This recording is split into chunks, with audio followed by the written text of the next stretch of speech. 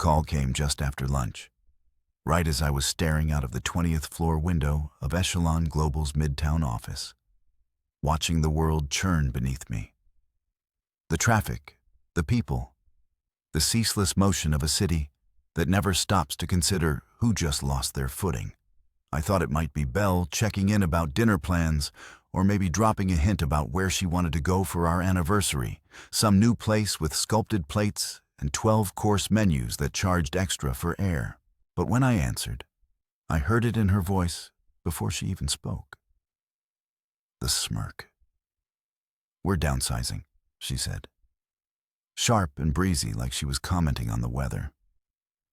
"Today's your last day unless you want to stay on as janitor. Floors need mopping."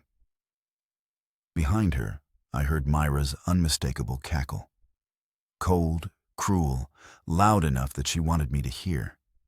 That meant it wasn't just business. It was personal. My wife's sister had hated me since the day I stopped paying for her Pilates classes and called her out for borrowing one of Belle's business cards to expense a vacation. She was the type who smiled at funerals, mostly to check out who was grieving harder than her. I stared at the skyline, forcing my voice to stay even. "Thanks for the amazing offer." Belle laughed like she'd won something, and maybe she thought she had.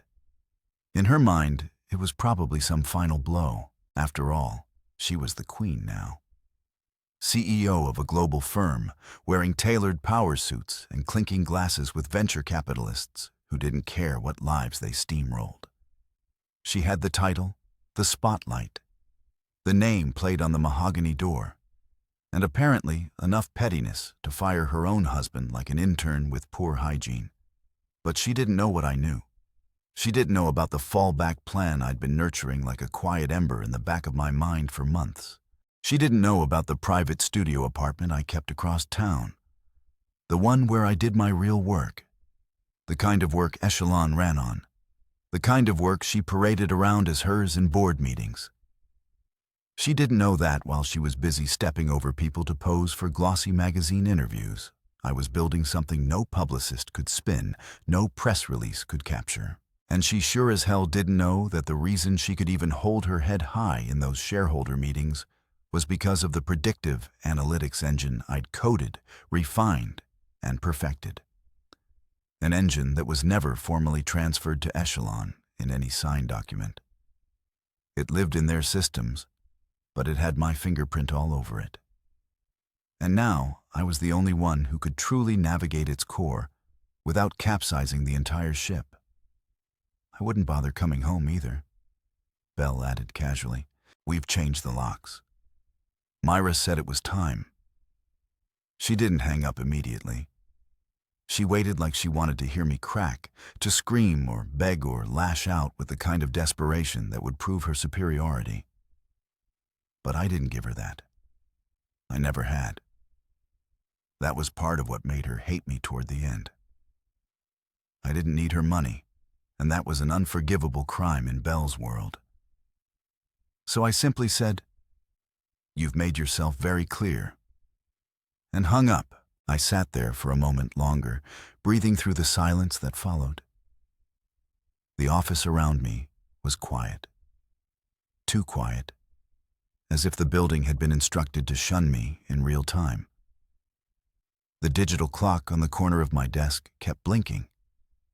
12:53. My hands were still on the phone, but inside something had shifted. I stood up and looked around. The desk I'd once cherished was now just another hollow space, with a surface littered with memos, deadlines, and empty coffee cups that symbolized wasted hours. A framed photo of us, Belle and me, smiling at Lake Como 2 years ago, sat near my monitor. I picked it up, held it for half a second, and then flipped it face down.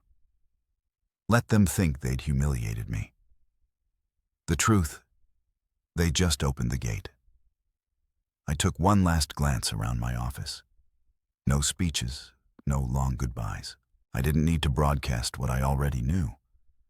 The version of me they thought they were firing wasn't the man who was walking out of here. The real me had been sitting dormant, quiet in the corners, waiting.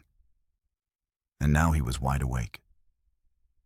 I slid my phone into my coat pocket, picked up my laptop, and opened one specific folder, one that only I could access with a biometric key I'd coded myself. A heartbeat sensor tied to my Apple Watch, a redundancy system that bypassed firewalls, and a self-erasing algorithm if anyone but me touched it. I smiled at the screen. It still worked. Then I deleted it. The Kercrypt, the untraceable original kernel of the analytic system that powered every major decision Echelon made. The framework still existed on their servers. But without this piece, it would slowly become inaccurate, then unreliable, then useless. A digital time bomb. It wouldn't explode immediately. It would unravel. A 0.25% missed here. A projected growth curve that didn't match results. A partner who lost confidence after one too many wrong data points. No one would know exactly what went wrong. But I would. I closed the laptop, slid it into its sleeve, and picked up the only other thing I cared about in the room. A small leather-bound notebook tucked inside a locked drawer. My notes, my plans, my freedom.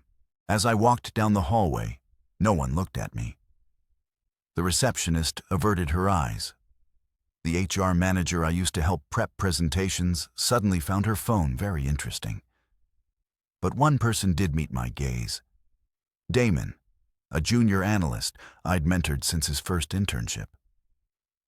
He stood at the corner, eyes wide, confusion and sadness written all over his face. I gave him a small nod. He nodded back. That was enough. In the elevator, I finally exhaled. I was free. And Belle, she thought she'd played the final card, but the game had only just begun. The door slid open with a quiet hiss, and I stepped into the marble-floored lobby of Echelon Global for what would be the last time.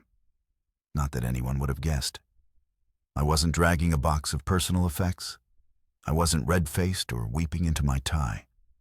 No storming, no dramatic outburst. Just a quiet walk toward the end of something I had helped build with my bare hands and better intentions. The silence in that lobby was a language of its own. Subtle, suffocating. The receptionist, Marcy, looked up from her desk. Her hand hovered mid-air over the keyboard, then quickly dropped as if she hadn't seen me, as if ignoring me might undo the moment. I didn't blame her. She was just another foot soldier trying not to step on landmines. Word must have traveled fast. Eel's empire was efficient like that. She didn't just fire people, she erased them. Clean breaks, no fingerprints. I'm sure by now the official story was that I'd stepped down to pursue creative interests. I could practically hear her PR team polishing the statement. I took my time walking past the glass panels that lined the hallway. Through them, I saw bits and pieces of a world I once cared about. Rooms where I brainstormed late into the night, crunched numbers that no one else could decode, and coded entire systems that had become the lifeblood of the company. People looked up from their desks, curious. I saw a few stiffened. A few ducked their heads. One or two offered tentative nods. There was no spoken farewell. But I saw something else in their eyes. Not pity. No, something more rattling. Fear. Not fear of me. Fear of what this meant. If I could be discarded, someone who'd once shared the corner office with the Queen herself, what did that say about their own security? Their own worth? I didn't slow down. I turned right into the elevator vestibule, past the break room where someone had left behind half a donut on a paper towel. Strange what your brain picks up when everything's ending. I pressed the button and waited, hearing the soft whirring of cables behind the walls. Then I heard footsteps behind me, fast, then hesitant. I didn't turn around until a voice spoke. Mason, I turned.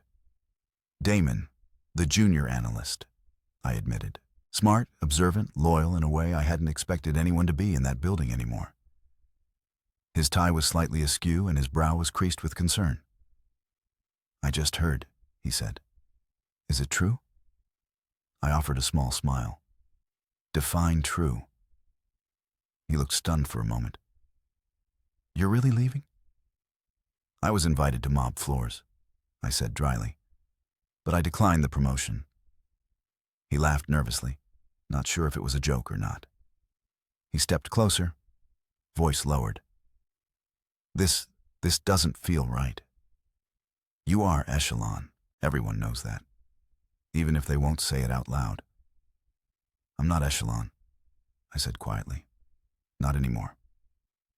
The elevator chimed. The doors opened. I stepped inside, then turned to him as he hovered, unsure whether to follow or stay behind. I could see it in his eyes, questions he wanted to ask, but didn't have the courage to voice. "Not yet. If I were you," I said gently, "I'd start polishing my resume." Sooner rather than later, he nodded once. It wasn't just gratitude. It was understanding. The doors closed. Down I went. Each floor a small exhale, a memory passing. The late-night pizza sessions, the strategic planning meetings that turned into marital arguments behind closed doors, the celebratory drinks after quarterly wins, where Bell toasted the team. And I smiled quietly, knowing the engine behind the numbers was sitting in my hard drive. By the time the elevator reached the ground floor, I had shed every layer of pride I'd once tied to that place. My nameplate was already gone, my keycard disabled. But I didn't feel powerless. I felt lighter. Outside, the city hadn't changed. The sidewalks still pulsed with urgency. Horns blared. Tourists snapped photos near the fountains. I stood on the curb with my laptop case slung over my shoulder and my coat collar turned up against the early wind. I didn't call a car. I walked, not aimlessly, deliberately. 8 blocks later, I reached the Echelon data center, a nondescript building wrapped in slate-gray panels and obscured behind code-locked doors. I still had one last credential and analog one. The security guard, an older man named Lester, who'd once shared stories about his daughter's softball games, looked up from his newspaper. "Hey, Mr. Mason, didn't know you were stopping by today?" "Just grabbing a few old backups," I said with an easy grin. He shrugged and buzzed me through. Inside the server room, I moved quickly. No hesitation. I went straight to Terminal C, an old console only a few of us ever used. I plugged in my encrypted flash drive, bypassed the front-facing protocols, and navigated to a buried data cache. Not just files, architecture, frameworks, logs that told stories Bell never even knew were being written. I didn't take them. I didn't need to. I simply deleted one very specific decryption script, a private key that validated thousands of real-time transactions between Echelon and its AI recommendation engine. It would take them weeks to realize what was wrong. By then, clients would start losing trust. Decision metrics would start faltering, and it would all trace back to a ghost script when I had just erased. I removed the flash drive, wiped the terminal's cache, and left. Outside, the clouds had thickened. A light drizzle kissed the top of my head. I didn't rush. I took the subway downtown to the studio apartment Bell never knew existed, a 400-foot space tucked above a bookstore with peeling paint and bad insulation. But privacy no one could touch. Inside, I took off my coat, dropped my bag, and opened a drawer in the corner desk. There it was. The black notebook. Not a journal, not memories, blueprints, plans, codes, names, concepts. It was the foundation of everything I never shared, never trusted anyone with. Not even Belle. Especially not her. I sat down, flipped to the last page I'd written on, and picked up the pen that had been waiting for this moment. They thought they'd humiliated me. Truth was, they'd set me free. The studio apartment was nothing special to anyone else. A narrow room tucked above a bookstore with creaky floorboards, chipped molding, and a radiator that hissed like it was in constant protest. But to me, it was sanctuary. Freedom. The one place left that was mine and mine alone. No keycard access, no security cameras, no boardroom eyes tracking my every move. Belle had never stepped foot here. Hell, she didn't even know it existed, which made it the most valuable real estate I had. I kicked off my shoes, tossed my coat over the sagging arm of a worn leather chair, and walked to the desk in the corner, the one that looked like it belonged in a hacker's lair more than an ex-executive safe house. I slid open the bottom drawer, fingers brushing past a stack of prepaid SIM cards and USB drives, until they landed on the black notebook. It wasn't labeled. No names, no logos, just matte leather and thread binding worn from constant flipping. This notebook wasn't just a backup. It was the real master key, my insurance. I opened it slowly, like a ritual, and the pages bloomed with diagrams, equations, and notes scrolled in tiny, precise handwriting. Charts mapping Echelon's core algorithms, frameworks I'd coded by hand over the last 5 years. Adjustments no one else could even begin to interpret. Every line of logic, every predictive model that powered their proprietary engine, they all started here with me. Belle never asked how the engine worked, never asked about rights her authorship. Why would she? I was her husband, the man in the shadows who made the magic happen so she could take center stage. She'd been too busy dressing up our story for investors to worry about the fine print. The irony was poetic. She built a fortress on sand and never once stopped to test the ground beneath her heels. And now I had a choice. I could destroy Echelon from the outside with a single coordinated leak, a few emails, a handful of internal documents, and a demo of how unstable their projections were without my code would be enough to trigger an internal audit and a public relations disaster. But that wasn't what I wanted. Revenge wasn't the point. Not really.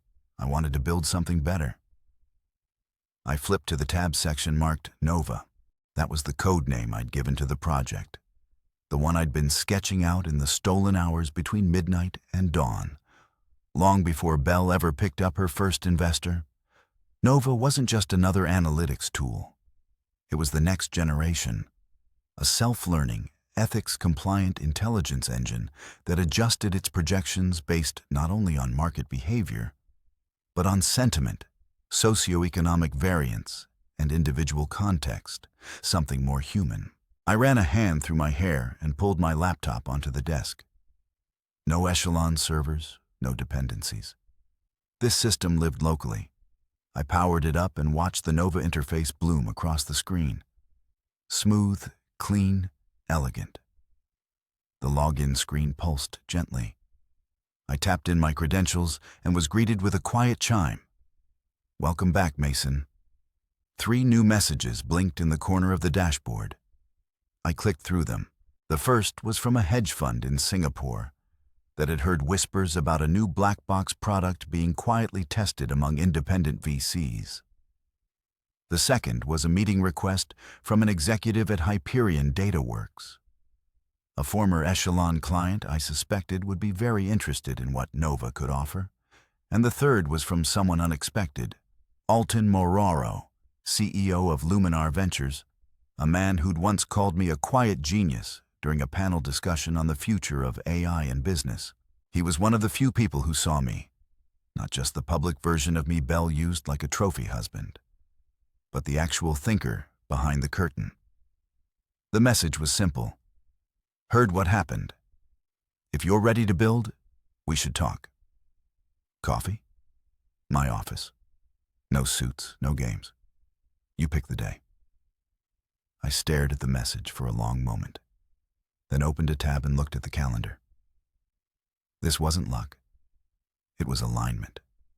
A signal that the path I'd drawn wasn't a fantasy. It was real, achievable. I stood and walked to the window. The city stretched before me, sprawling and indifferent, lit up like a living organism somewhere in that maze of steel and light. Belle was probably sipping champagne with Myra, celebrating their little coup. Maybe she thought I was crying in a hotel lobby or begging some attorney for a bridge loan. Let her think that. I sipped cold coffee left from earlier that morning and returned to my desk. I started assembling a folder. Not just code vision, a roadmap. What Nova could do, what it would cost, who it could serve, and how it would redefine what data intelligence meant in the next 5 years. This wasn't just about proving I could survive without her. It was about proving I was always the one driving the engine. By midnight, the outline was complete. I packaged the folder into an encrypted file and set up a meeting invite for all tomorrow, Tuesday, at 9:30 a.m. No suits, no games, just two people who understood the battlefield. I stared at the invite for a moment before hitting send. Then I leaned back, arms behind my head, letting the tension ease out of my spine. The world had shifted, but I hadn't collapsed under it. In fact, for the first time in a long time, I felt like I was standing on solid ground. Not because I had a team behind me or a corporation cushioning my fall, but because I had clarity. Belle thought she'd cut me off from everything that mattered. What she'd really done was hand me the match while standing in a house of paper. The real work began now. And this time, the empire I built wouldn't have her name anywhere near it. Alton Morrow didn't do small talk. That was the first thing anyone in the tech space learned when they crossed his path. He was blunt, unfiltered, and terrifyingly intelligent. The kind of man who made power moves in jeans and loafers, who could glance at a dashboard and know which direction the market would lurch 3 quarters from now. If Belle was the queen of flash and posturing, Alton was the architect of substance. That's why I picked him. I didn't make an appointment. I didn't send an email.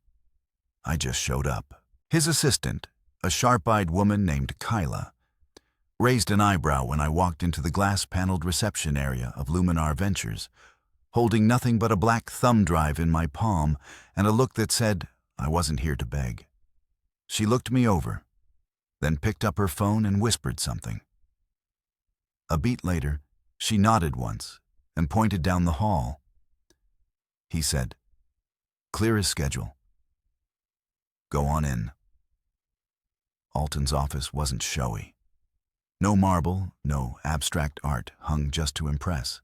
Just a long window view of the skyline and a single desk, steel, clean, precise. The man himself was leaning against the window frame, sleeves rolled up, a ceramic mug in one hand, and a faint smile tugging at the edge of his mouth. "I figured you'd come eventually," he said, voice low and cool. "Didn't think it would be this soon." I stepped inside, closed the door behind me, and held up the thumb drive like an offering. "I've got something to show you." No strings, just facts. He gestured to the chair across from his desk. "Then, show me." I plugged in the drive, opened the encrypted folder, and let Nova speak for itself. First, the framework, an interface that visualized behavior patterns not just by raw data points, but by emotional resonance, socio-political context, and trust weighting. Then the model's self-correcting engine coded to recognize its own blind spots and retrain in real time without human prompt. Finally, the projection module, how Nova could forecast market shifts not just based on metrics, but by anticipating human decision patterns days, even weeks ahead. He didn't interrupt. He didn't ask questions. He just watched, eye sharp and unwavering. When the final module closed, he leaned back and whistled. "You built this. Every line of code," I said. "And you're telling me this didn't come from Echelon?" "I never signed over IP rights," I replied. "Everything they use is a shadow of this. A half-baked version built off my early drafts." He tilted his head. "And Belle, she doesn't know. She thinks she burned the bridge," I said.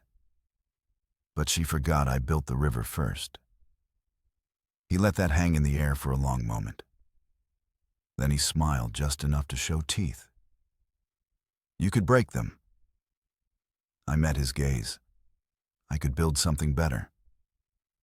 He nodded slowly. "Now that's a better game."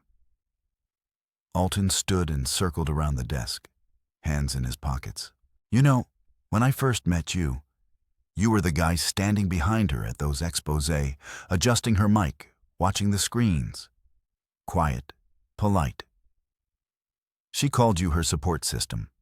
Said, you were brilliant, but not business-minded. She never minded my mind when it paid for her first office lease." I said, voice calm. Alton chuckled. "Well, she's about to learn the hard way what happens when the support system goes solo." He sat on the edge of the desk. "Let's talk about rollout, about funding. I've got a team of engineers who can work in a blackout zone, a legal department that can draw circles around her before she even gets out of bed. And I've got capital, Mason. Real capital." I nodded. "I want autonomy. No shadow control. I'm not handing over another brainchild to someone else's ego." "You won't," he said. "You'll be the face this time. And the hands and the spine." I exhaled slowly. Then we moved. Now, we talked for 2 more hours about strategy, about deployment, about how to build something that wasn't just a reaction to Echelon, but a complete paradigm shift. Not a clone, not a copy, a challenger, one rooted in everything Echelon had lost. Real trust, real transparency, real ingenuity. By the time I left his office, the sun had dipped below the skyline. The city was shifting into its twilight rhythm. But I walked differently now, no longer as the discarded husband Belle thought she'd exiled, but as the man who had built the bones of an empire and was now drafting something stronger from scratch. Outside the building, I paused under a flickering street lamp, the air sharp with the smell of rain and ambition. I pulled out my phone and opened an old folder of Echelon press clippings, photos of Belle at launches and panel discussions and luxury hotels giving statements about innovation and legacy. Always her name, always her smile. My fingerprints hidden behind the velvet curtain. Not anymore. I tapped the screen and started a new document. A list of names. Engineers, analysts, strategists, people I had mentored, collaborated with, or quietly supported behind the scenes. Many of them now disillusioned or outright discarded by Echelon. The cast-offs, the ignored, the ones who built the foundation but were never invited to the top floor. They'd be the first ones I called.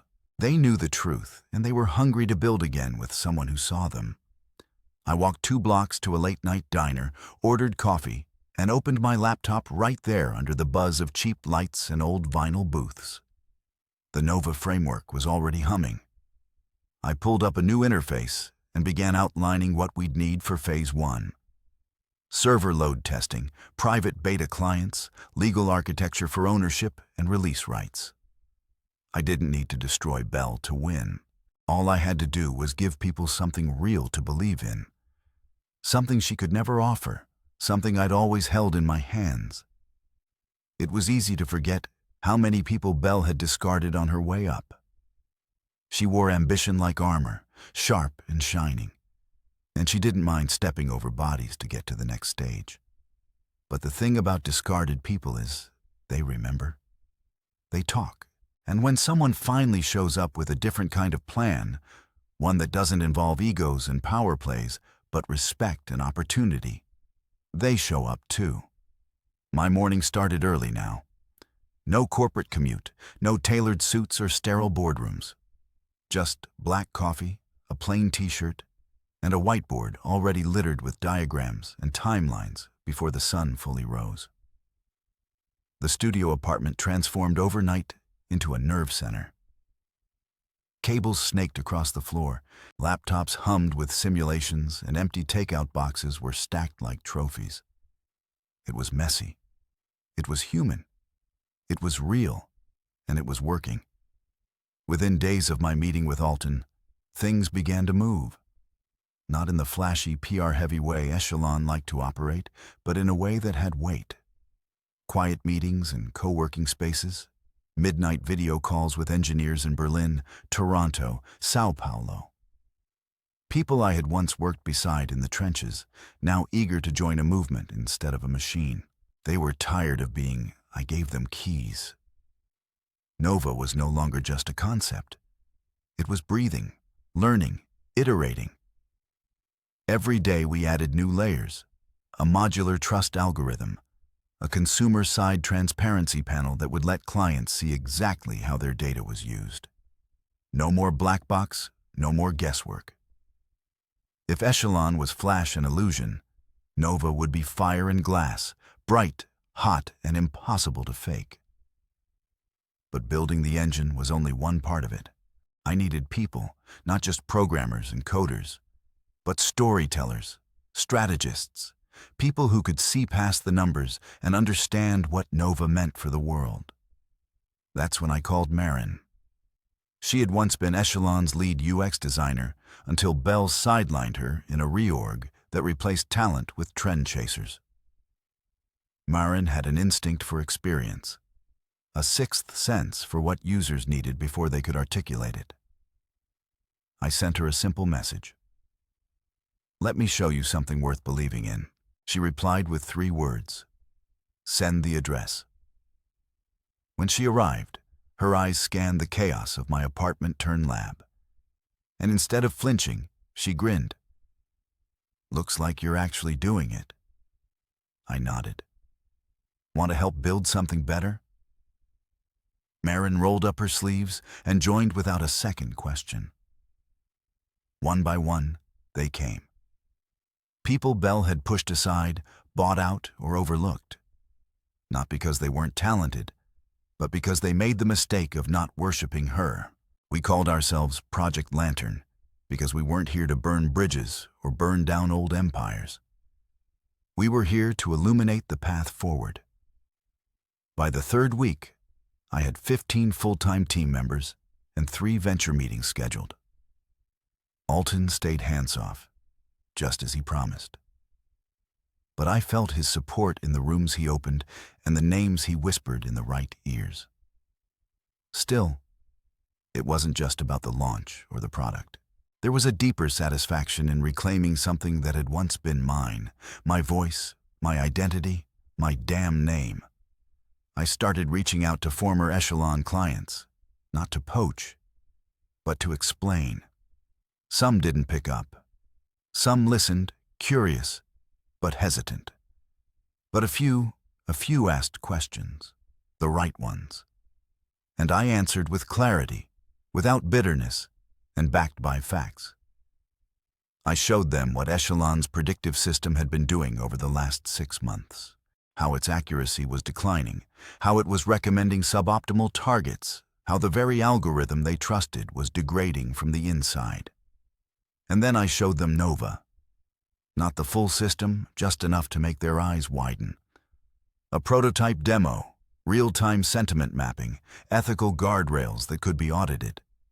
One exec, a woman named Cassie from a major retail platform, leaned forward after a 30-minute Zoom and said, "Mason, this is going to change everything. When can I get on the beta list?" I didn't need 1 million customers. I needed 10 who believed in what we were doing. But even as we built upward, I couldn't ignore the past.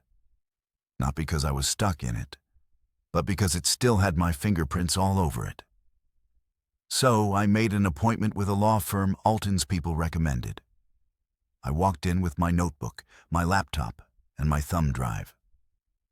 I left with something much more valuable. A fully registered patent, my name, my code, time-stamped, ironclad. I didn't rush to use it. I didn't run to the press. That was Bell's style. I tucked it away, quiet, ready, because I knew the time was coming. While I met with engineers and brainstormed UI frameworks with Marin, I kept an ear to the ground. I saw the whispers online forums where developers discussed how Echelon's output was acting weird or not matching the model accuracy anymore. I watched as minor influencers, the kind Echelon used to pride themselves on swaying, began to talk about other options, new players, open systems, better data ethics. Rial was still doing interviews, still hosting her champagne mixers, still laughing on stages in her silk dresses and buzzwords. But underneath it all, I could see the cracks forming. That's what happens when you build a throne on people's backs and forget that one day they might all stand up. One night around 2 a.m., I was sitting on my windowsill nursing the last of my coffee when Mir's name popped up in a news alert. Echelon expands into wearable data tracking. Privacy concerns raised by tech watchdogs. I laughed out loud because of course they were doubling down on invasion disguised as innovation. But it was coming. Soon she'd be sitting at a table she didn't even realize I'd set. Soon she'd see that the man she thought she erased had never stopped writing. He just picked a better pen, and it would be my signature mine that marked the beginning of her end. The conference room was all sharp lines and silence. Glass walls, chrome finishes, matte black leather chairs spaced around a sleek obsidian table that looked like it belonged in a Bond villain's lair. It didn't smell like money. It reeked of it. Fresh cut wood, espresso, some subtle cologne engineered to convey dominance. I've been in rooms like this before, but always beside Belle. Never across from her, never opposite. Today was different. 12 people sat at that table. Men and women who could write 8-figure checks without blinking. They didn't come for pleasantries. They came for vision, for opportunity, for power. And I had all three. At the head of the table, I stood beside Alton Morrow, who introduced me not as former Echelon executive or tech architect, but simply the man building the future. He knew what he was doing. Words matter in rooms like these. He didn't want them seeing me as Belle's shadow. He wanted them to see me as the light. A presentation played behind us. Marin's design, simple, bold, elegant. Nova's interface moved like liquid glass across the screen, cycling through demo slides, real-time trust metrics, adaptive behavior models, full transparency audits. I didn't pitch like Belle used to. No buzzwords, no ego, no pretense. I told the truth. We're not selling you a product. I said, we're offering you a foundation. The systems most of you currently use are aging beneath the surface. They're brittle. They're optimized for performance metrics that are outdated before the quarter ends. Nova isn't just predictive. It's perceptive. It's built to understand behavior as it happens, not after the fact. They leaned in. Some nodded. One jotted something in a leather notebook. Then the doors opened. In the air shifted, the click of heels, confident, sharp, measured. Belle, draped in navy blue silk, jaw locked tight, lips pressed into a blade of a smile. Her assistant, some blonde kid who looked like he was barely out of business school, followed 2 steps behind, whispering urgently. She ignored him. When she saw me at the front of the room, her stride faltered for half a beat. Just half. But I caught it. Everyone did. She hadn't known I'd be here. Her eyes swept the table, landing on Alton, then flicking to the screen where Nova's logo rotated like a quiet warning. "Mason," she said. I turned slowly, keeping my posture relaxed, my voice calm. Belle, didn't expect to see you here. It wasn't mockery. It was precision. I met her with the same cool detachment she'd once used to fire me over the phone. The room waited, every breath held like glass about to crack. As she started, but Alton cut in smoothly. Perfect timing, Belle. We were just walking through the core differentiators between legacy analytics platforms and Mason's Nova system. Fascinating stuff. She blinked once, twice, then recovered. She smiled that press-friendly smile and stepped forward, voice lacquered in charm. Well, I'm sure it is, she said. But some of us still believe in the systems we already trust. Stability matters. Until it doesn't, I said. Especially when the underlying IP is compromised. Her eyes flared, barely perceptible, but enough. The others glanced between us like spectators at a high-stakes chess match. They didn't know the history, but they could feel it. Something electric. I walked slowly around the table, fingers grazing the back of a chair. I used to sit beside Belle. I said, built the system she rides on today. But what most of you don't know is I never signed over the original architecture. The engine that powered Echelon's rise, the one still running their models, it was mine. Always was. A pause, the kind that chokes a room in tension. Alton leaned forward and slid a folder onto the table. Thick, sealed. We'll be acquiring full integration rights to Nova, he said, including the underlying analytic system, Mason's engine. You could feel her mask slipping just slightly. Her fingers twitched, her smile tightened.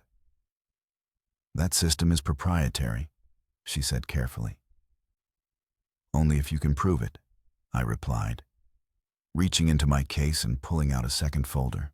I slid it across the table toward her. This might help clarify your legal exposure? She hesitated, then opened it. Inside patent paperwork, time-stamped, digitally certified. My name, not hers, not Echelon's. The silence became a living thing. Her assistant leaned over her shoulder and whispered something again. She didn't respond. I watched her jaw move tight, grinding. She closed the folder slowly, methodically. Mason, she said, voice low now. Can we speak privately? No, I said, we're not in private anymore. Because this was the moment I'd been walking toward since that phone call. Not a scene of vengeance, but a reckoning. She'd humiliated me in front of an entire company, locked me out of my own home, laughed when she thought I had nowhere left to go. And now I was standing between her and the future. A man beside me, one of the investors, a gray-bearded financier who'd built 3 tech unicorns, cleared his throat. How soon can Nova be operational? I didn't look at Belle. I looked at him. Beta testing starts in 3 weeks, I said. Full deployment by the next quarter. He nodded, put me down for 40 million. Another voice chimed in, then another. Belle didn't speak. She didn't move. She just stood there as commitment after commitment stacked around her like bricks. I didn't smile. I didn't need to because I'd already won. And the best part? I hadn't needed to shout or scheme or burn it all down. All I had to do was build something worth standing behind and sit at the head of the table she never thought I'd reach. She thought the shock was seeing me at the head of the table. She thought that was the twist. Mason, the discarded husband, standing beside her biggest rival, flanked by the very investors who used to hang on her every word. She thought that was the moment where the camera would freeze, the score would rise, and the audience would gasp. But that wasn't it. That was just the opening scene. The real surprise was what came next. Rael had remained standing long after everyone else settled back into their seats. Her expression had softened into a professional calm, but I could see the tension in her neck, the way her fingers coiled tightly around the folder I'd given her. I'd seen her wear that face during merger calls when she was bluffing with numbers she didn't fully believe. It was the same face she wore the night she convinced me to let her pitch my early prototypes under the Echelon name just to help us get some traction, she had said. Alton tapped a finger against the folder he dropped earlier, the one detailing the Nova acquisition. As discussed, we'll be taking full integration rights, including analytics architecture, client access frameworks, and future licensing privileges. He leaned back in his chair like a man who already knew the board vote was unanimous. The valuation was finalized this morning. Bell's voice came out tight. Valuation $500 million. I said casually, as if we weren't talking about $500 million worth of intelligence infrastructure. We closed the term sheet before this meeting. Someone across the table let out a low whistle. Another investor smiled to himself, already running numbers. I turned to Belle. Her eyes were locked on me now, no longer pretending to smile, no longer playing gracious. You can't sell what belongs to Echelon. I'm not selling anything that belongs to Echelon, I said calmly. You would know that if you'd ever taken the time to understand what we were building. You remember that stack of contracts I gave you 2 years ago? The ones you handed to Myra to sort through. You never signed the transfer clause. Legally, the architecture remained mine. Her mouth opened, then closed. Her brain was trying to catch up with her pride. Alton opened his own folder and slid a second document across the table. Here's the kicker, Belle. This deal doesn't just move us forward. It protects us retroactively. Mason's system has been running at Echelon without a signed transfer of IP rights, which means you may have unknowingly exposed your firm to unauthorized usage claims. Belle's eyes flicked to her assistant. He looked like he wanted to sink through the floor. There's no way, she whispered. No one's ever questioned the system. Because it worked, I cut in, but only because I kept it stable from the back end. Every time your output started drifting off target, that was me fixing the code through an access key I buried in the developer lock, one that expires tonight, by the way. The room went silent. She swallowed visibly. Then, as if desperate to reassert control, she said, "We'll take this to court." "You're welcome too," I said, gesturing toward the thick folder she hadn't dared open fully yet. "That's my patent paperwork filed, time-stamped, verified. The metadata alone proves origin. And even if you tried to dispute authorship, your own system logs, dated commits, login trails, developer notes, all point back to me. And they're already archived with my..." I leaned forward. "Yes, you did. You just thought you'd be on the winning side." The investors remained silent, watching her unravel. No one was coming to her defense. No one was offering a lifeline. She wasn't the queen in this room, not anymore. She was a name on a receding headline, and everyone here knew it. Then I pushed one final document across the table. "This is a courtesy," I said. "A full summary of Echelon's current liability, including usage of my system since the date of the Downsizing transfer clause. Retroactive licensing could save you a PR crisis, provided you come to terms by Friday." Her lips moved like she wanted to argue, but there was no argument to make. The walls she'd built weren't made of steel. They were made of glass. And now the sunlight was pouring in. Her voice was barely above a whisper. "You planned this." "No," I said, "you did. I just kept the receipts." It was true. Every decision she'd made, every time she sidelined someone for daring to question her, every contract she ignored, every bridge she burned while I sat quietly behind her, had paved the road to this moment. She was so sure she didn't need anyone else. So sure she could twist the truth into any shape she wanted. But code doesn't lie. Ownership doesn't forget. And signatures, well, the ones that aren't signed have consequences too. Alton rose from his chair. This meeting's adjourned. We've got contracts to finalize. The investors stood slowly, murmuring among themselves. Some glanced at Belle with a mix of curiosity and detachment, like watching a magician caught using cheap tricks. She didn't move. Neither did I. Once the room cleared, it was just the two of us. I stood and looked down at her. You used to say I didn't understand power, I said. But I do now. Power is in control. It's trust. It's knowing your value, even when someone else tries to erase it. She blinked quickly. The first crack of real emotion passed through her face. Why didn't you ever fight me before? She asked. Because I believed in us, I said.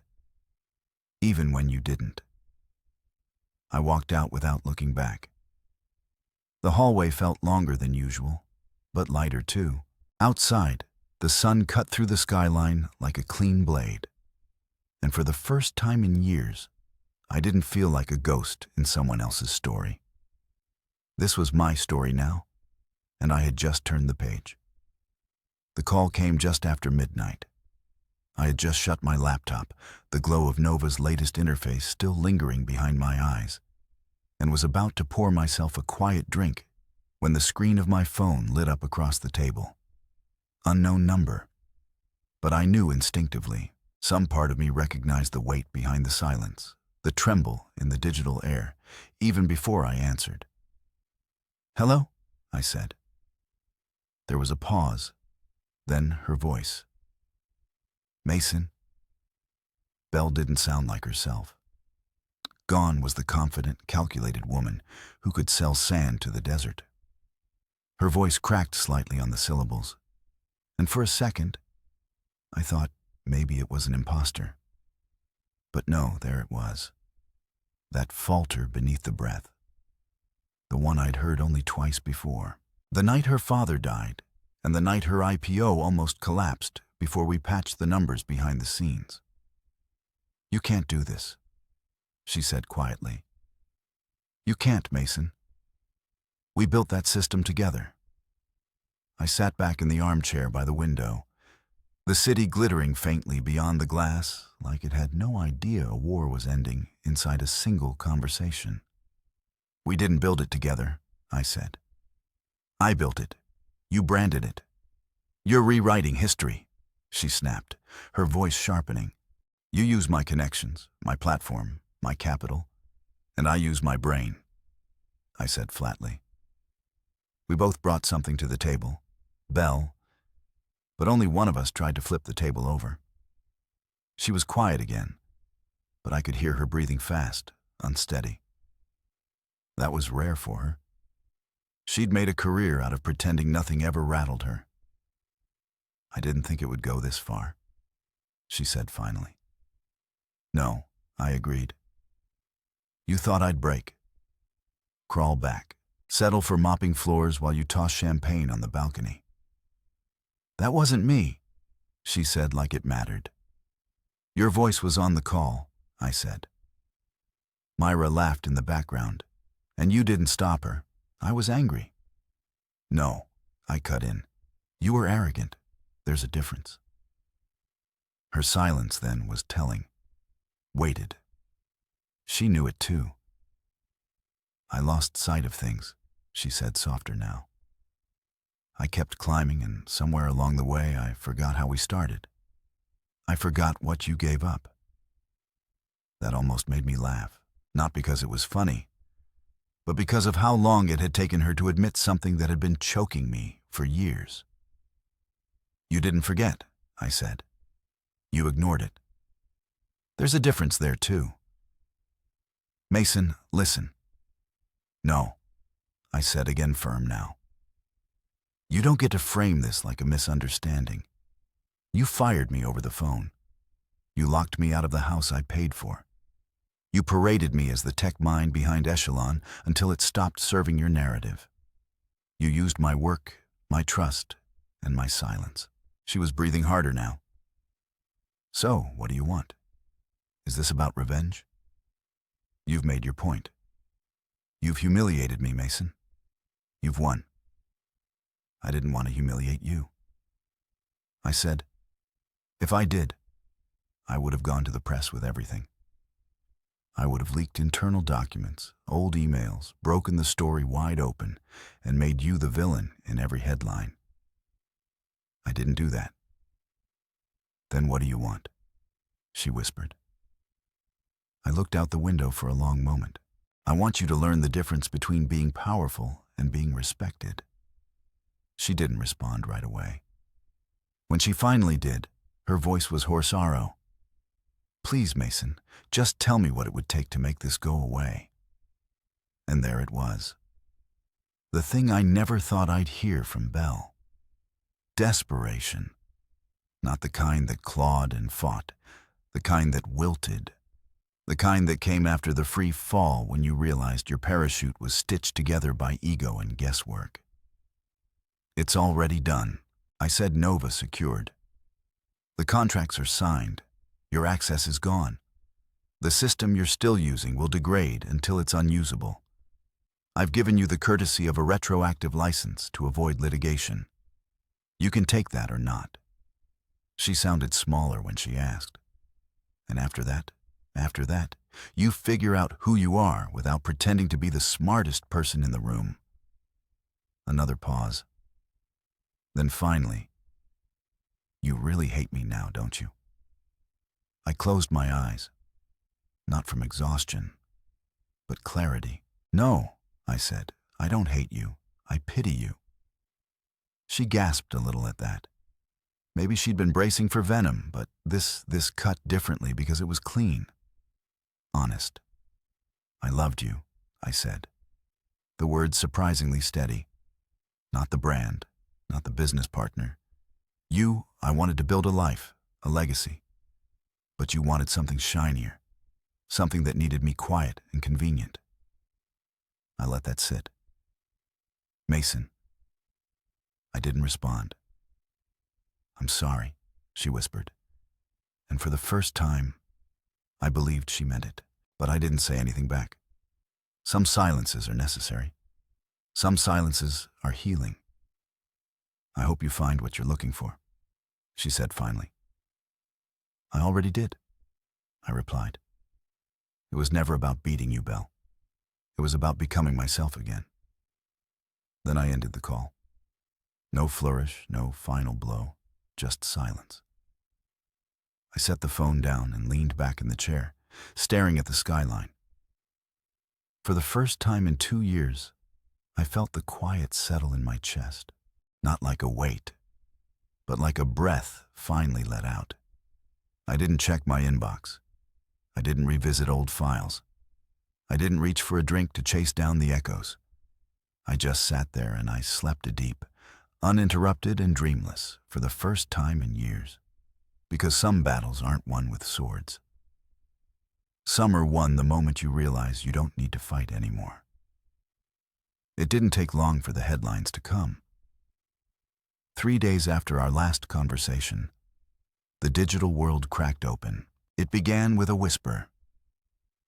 A niche tech blog published a piece titled, "Echelon's engine may not be its own." It was the kind of headline most readers would scroll past. But the people who mattered, they didn't scroll. They clicked, they read, they dug deeper. By the end of the week, it wasn't just blogs. It was Techline, Business Current. The Wall Street Sinel whistleblower reveals IP theft inside Echelon Global. Former CTO alleges unauthorized use of proprietary code. Predictive giant facing lawsuit over system rights. I hadn't filed a lawsuit. Not yet. But word spreads fast when the foundation is cracking. The rumor alone was enough to trigger panic. By Friday, the board called an emergency session. I didn't attend. I didn't have to. I got the play-by-play through back channels, texts from former colleagues, industry insiders, even two of the investors who had backed Belle during her ascension. The vote wasn't unanimous, but it was decisive. Belle was asked to step down. Effective immediately, Myra went with her. Apparently, she tried to defend Belle during the meeting, tried to redirect the conversation toward market confidence and forward vision. But it backfired. One of the board members reportedly asked, "If you're so confident, why was your sister using a system she didn't own?" Myra stammered. And just like that, the show was over. There were no cameras, no dramatic walkouts, just two women who had spent years building an empire of image, escorted quietly out of the building by security. I didn't cheer. I didn't celebrate because it wasn't a victory. Not really. It was closure. The morning after the announcement, I stood on the balcony of my new office. It wasn't enormous. It didn't need to be. It had tall windows, natural light, and the kind of quiet you earn, not purchase. My team was already buzzing downstairs. Marin was holding a design review. Two engineers were running diagnostics, and Damon, who I'd finally invited to join Nova full-time, was fine-tuning our data hygiene protocol with a level of focus that made me proud. They were building something honest, and they trusted me to lead it. That was the real win. I sipped my coffee and watched the city hum to life. Billboards flashed, buses roared down avenues. Somewhere, someone else was getting blindsided by betrayal, by ego, by the kind of miscalculation that costs more than money. But not me. Not anymore. At noon, an email landed in my inbox. Subject: Lock access termination confirmation. It was from a security firm I'd hired weeks ago, the day after Belle changed the locks on what had been our home. The email was brief. For your request, all biometric and keycard access to the former residence has been disabled. Systems have been rekeyed to your private signature. You are now the sole property owner on record. I read it twice. Not because I was surprised, but because I wanted to feel what that truly meant. The locks they changed to keep me out. They were guarding nothing worth keeping. The house was a shell now. She had left it behind when the board ousted her. My attorney handled the paperwork quietly, transferring the deed after an unpaid tax violation surfaced. Echelon had covered a lot of Belle's personal costs. Once that dam broke, the unraveling was swift. I could have sold the house. I still might. But for now, it stood as a quiet monument, not to what we lost, but to what I survived. Later that afternoon, I walked into the old Echelon headquarters. Not as an employee, not as a visitor, just as a man returning to a place that no longer held power over him. Someone else's name was on the door now. A new interim CEO brought in to stabilize the company and mitigate the damage. A damage control expert. He didn't know me, didn't need to. I didn't stop. I didn't knock on old doors or peer through glass walls. I just walked the perimeter once, breathing in the sterile, lemon air of a company, trying desperately to pretend it wasn't bleeding. There were whispers in the halls. Familiar faces glanced at me, then looked away. Not in shame, just recognition. Like they knew I had seen the inside of the storm and walked out unburned. Outside, I stood on the same sidewalk where I had once carried my laptop in silence, fired by the woman I built a future with. Back then, I felt erased. Now, I felt whole. I took the long way home, not because I had anything to prove, but because the air was crisp and I had time. Time to reflect. Time to breathe. Time to finally believe that I was free. And the funny thing, I wasn't angry anymore. Not at Belle, not at Myra, not even at myself. Because for all the destruction they tried to bring into my life, they also gave me something I couldn't have discovered otherwise. A reminder that power taken by force can always be taken back. But power earned through integrity, resilience, and relentless truth. That's unshakable. Let the headlines keep circling. Let the analysts debate the fall. Let the investors reassign their loyalties. As for me, I wasn't watching anymore. I was building.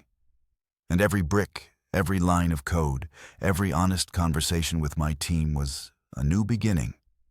A beginning no one could take from me. Not again. The wind was gentler than usual that morning. Cool, dry, tugging at my coat as I stood across the street from Echelon's old headquarters. The sun had just climbed over the skyline, throwing soft gold light across the upper windows. There was a new logo above the entryway, now sleek, minimalist, expensive. A name I didn't recognize. Some acquired brand with no soul behind it. Just a placeholder until the building reinvented itself again. I didn't cross the street. Didn't get any closer than the sidewalk. I didn't need to. This was no longer my war zone. No longer the place where I'd ground my fingers against a keyboard at 2 a.m. to salvage another earnings report. No longer the stage for whispered betrayals. For watching the woman I loved slowly twist into someone I didn't recognize. No longer the pedestal I once stood on, only to find the foundation had been rotting beneath me. I took one last look at the building, then turned away. Closure didn't need fireworks. My new office was 5 blocks east, modest, intentionally under-designed, tucked inside a repurposed industrial building with exposed brick and coffee-stained floors. You had to bust twice at the entrance and walk past a bookstore to find it. That was how I wanted it. No marble, no nonsense. Inside, my team was already working. Damon was on a call in the open meeting space, a notebook full of scribbles in his lap. Marin was half sitting on a desk chewing a pin cap while reviewing wireframes with one of the developers. Everyone was moving alive, humming with energy. Not because someone was watching, but because they believed in what we were building. Because they had a stake in it, a voice in it. That's what Nova had become. Not just a product, not just a platform, but a philosophy. And the difference was this. People weren't afraid to speak here. I walked past the coffee machine, dropped my bag on my desk, and slid open the drawer. Inside was a pin, nothing fancy, just a black matte fountain pen I'd bought for myself the day the Nova acquisition closed. I hadn't used it yet, until now. I pulled out the folder on my desk, something I'd been working on for weeks in the background. The roadmap for Nova 2.0. It wasn't about expanding the client base or maximizing margins. It was about evolution, about widening the scope of what behavioral analytics could do, using it not just to understand consumer patterns, but to help people make decisions that aligned with their values, their mental health, their long-term goals. A partnership between AI and agency, not manipulation, collaboration. I clicked the pen open and signed the top page with a quiet stroke of ink. My name, my vision, not hers. I leaned back and stared at the ceiling for a moment, letting the hum of the office settle around me like a second skin. This wasn't what I thought success would look like. It wasn't penthouses or headlines. It was peace. It was walking into a space and not bracing for impact. It was not checking the door twice, not wondering who was whispering behind your back or pulling the strings just out of you. It was knowing that the people around you weren't afraid to say your name out loud. That you could be human here, flawed, evolving, but present. A knock sounded at my glass wall. I turned. Damon stood there holding up 2 coffees and an envelope. "Mail for you?" he said, stepping inside. I took the coffee with a nod and opened the envelope. It was from my attorney. Inside, final confirmation that the last remnant of my IP dispute had been closed, sealed, and settled. No residual claims, no litigation pending. My name officially and permanently was attached to every line of code that built Nova and Echelon. They'd signed the licensing agreement for retroactive use just 1 hour before the statute ran out. Quietly, no press release, no statement. They folded the same way they rose, strategically, surgically, without apology. Damon watched me read it, eyebrows raised. "Good news, the best kind," I said. "The kind that doesn't need to be shouted." He grinned and tapped the coffee cup. "You know, this whole thing's been kind of cinematic," I smirked. "You've been watching too many documentaries. I mean, come on," he said. "Guy gets blindsided by his wife, fired from his own company, disappears for a while, and then comes back swinging with something better. That's a screenplay waiting to happen." I shrugged. "It's just life." He looked around the office at the team scribbling on white bars and typing through meetings, then back at me. "You really don't feel like rubbing it in." "Why?"